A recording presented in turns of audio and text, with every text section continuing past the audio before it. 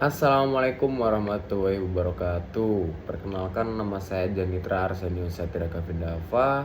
Saya dari kelas F dengan NIM akhir 267. Dan pada kesempatan yang sangat berbahagia ini, saya kali ini akan membahas tentang konstitusi. Ya, jadi secara teori, secara bahasa yang gampang, pengertian dari konstitusi sendiri itu ibaratkan buku panduan utama sebuah negara yang isinya aturan dasar yang mengatur cara negara ini berjalan, mulai dari bentuk negara, struktur kekuasaan, sampai hak dan kewajiban untuk rakyatnya. Tanpa konstitusi, negara bisa seperti game. Tanpa rule, berantakan dan bebas semaunya sendiri. Dan konstitusi, kenapa sih harus ada? Nah, ada beberapa teori yang menjelaskan kenapa negara harus memiliki konstitusi. Dan ini yang paling terkenal. Yang pertama, teori kekuasaan, power theory. Jadi, konstitusi dibuat untuk membatasi kekuasaan, biar pemerintah tidak sewenang-wenang dalam mengambil keputusan apapun. Yang kedua, teori kedaulatan rakyat.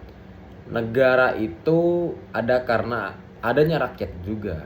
Jadi konstitusi harus melindungi hak-hak warga negaranya. Dan yang ketiga, teori kontrak sosial, social contract dalam bahasa Inggris.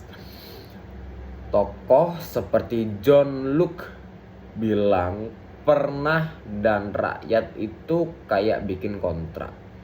Pemerintah dan rakyat itu seperti membuat kontrak. Pemerintah itu mengatur dan rakyat ngasih kepercayaan. Dan yang terakhir, teori hukum alam, natural law theory. Hak dasar manusia itu melekat. Konstitusi tugasnya menjamin hak-haknya itu tetap ada.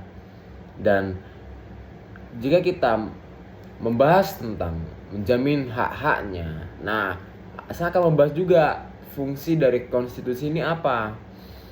Nah, yang pertama, menjadi dasar hukum tertinggi. Sama halnya seperti undang-undang harus sesuai konstitusi. Yang kedua, mengatur pembagian kekuasaan, contohnya seperti eksekutif, legislatif, dan yudikatif. Dan yang terakhir, melindungi hak warga negaranya. Jadi, pada kesimpulannya, konstitusi ini bukan hanya sekedar dokumen yang tebal, tapi sistem yang membuat negara berjalan rapi dan terarah. Tanpa adanya konstitusi, negara bisa kacau. Dan semoga pembahasan saya ini bisa bermanfaat untuk para pemirsa. Dan mungkin cukup sekian video yang bisa saya sampaikan, video yang bisa saya buat, dan semoga kita bertemu di lain kesempatan. Bila taufiq wal hidayah, wassalamualaikum warahmatullahi wabarakatuh.